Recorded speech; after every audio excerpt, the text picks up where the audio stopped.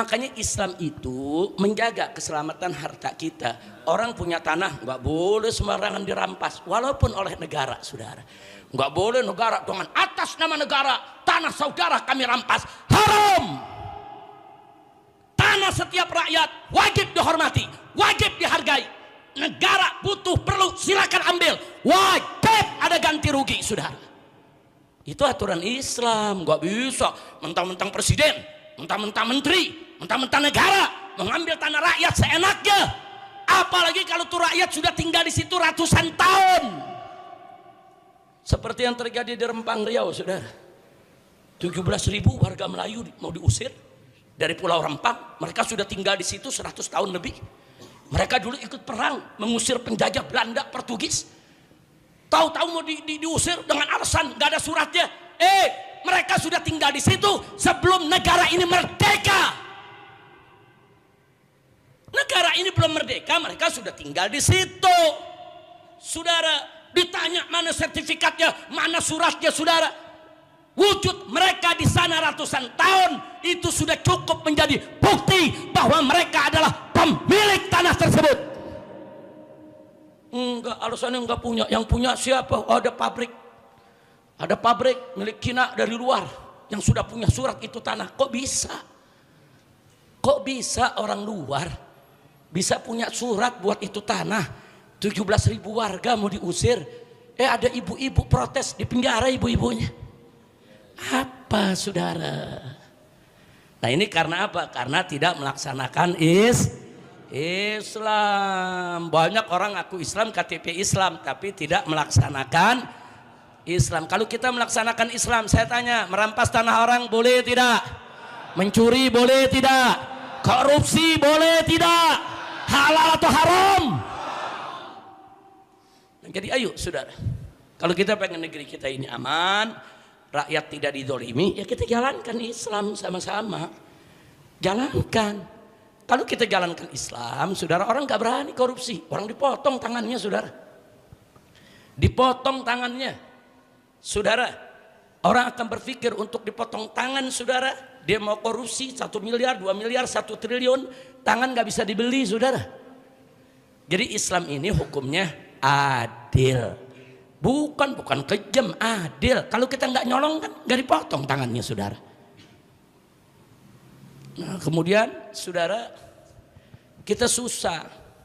Ulama mengusulkan udah koruptor potong tangan, saudara. Mengusulkan ke DPR, anggota DPR nolak semua. Kenapa nolak semua? Ya pada maling. Saudara, nah kita, saudara, ngusulin potong tangan maling kepada maling, sampai budak juga nggak diterima. Kira-kira jelas gak? Paham gak?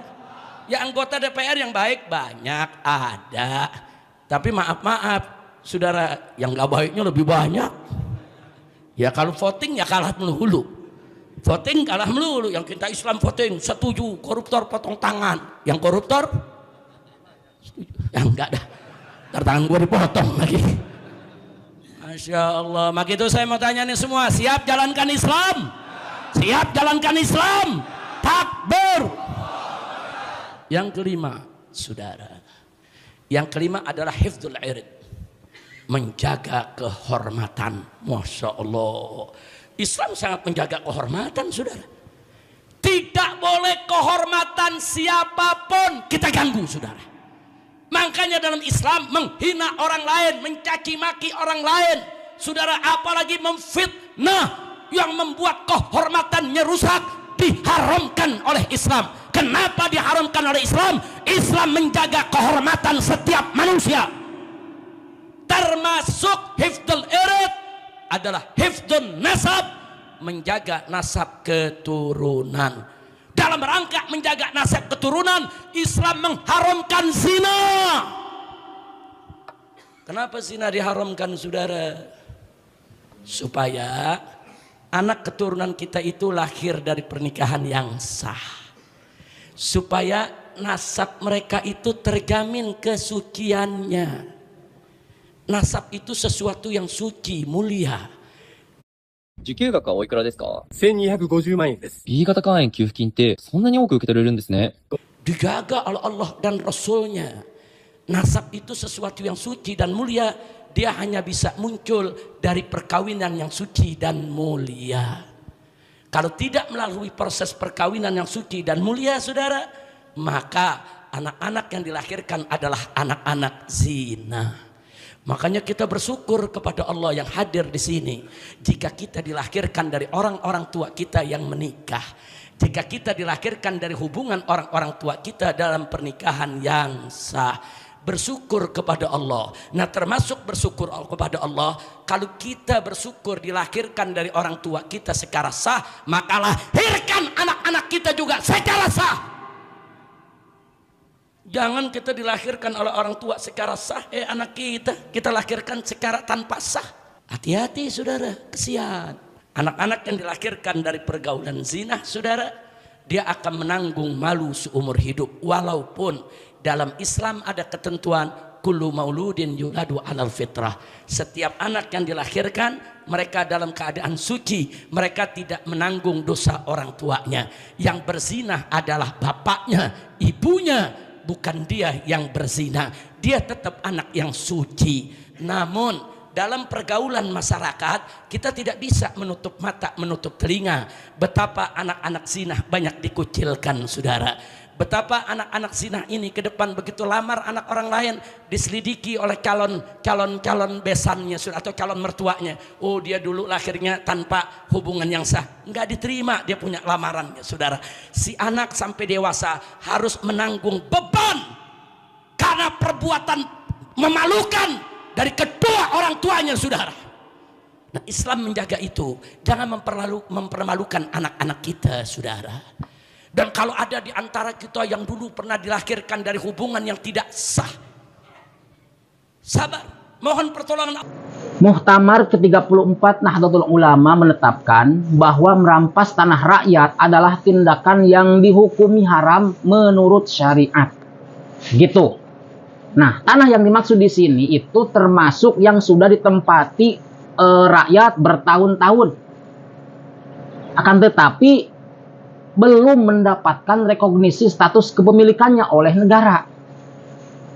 Ya, tanah yang sudah dikelola oleh rakyat selama bertahun-tahun, baik itu melalui proses IKTO atau redistribusi lahan lah bahasa kitanya, yang dilakukan oleh pemerintah, atau ihya, pengelolaan lahan, maka pemerintah haram mengambil tanah tersebut.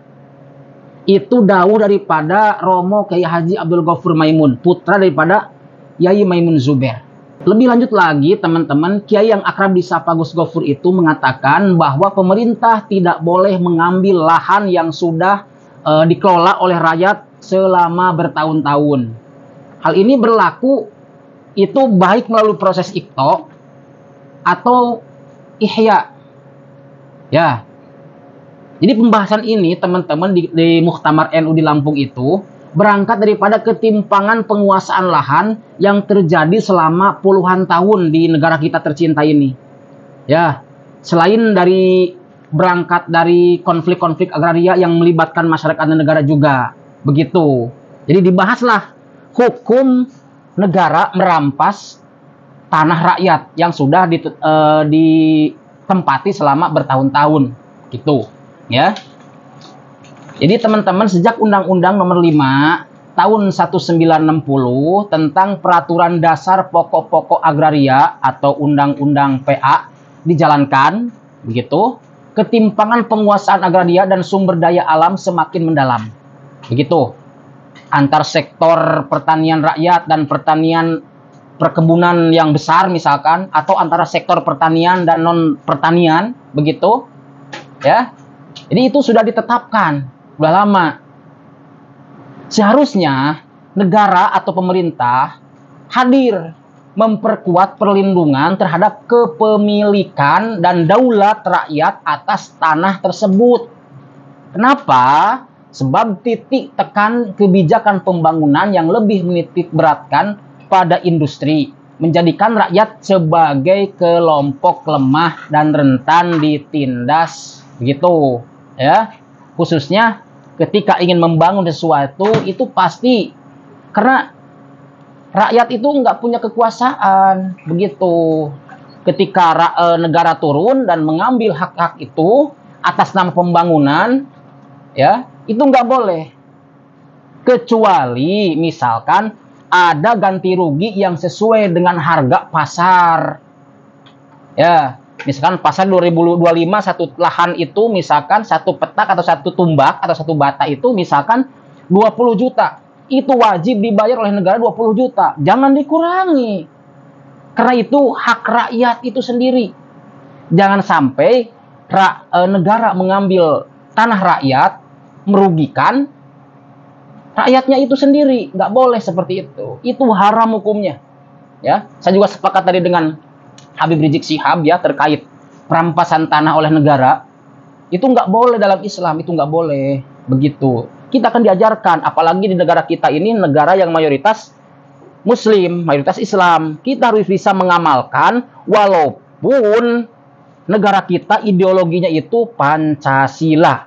Begitu. Harus ada yang disebut keadilan sosial bagi seluruh rakyat Indonesia.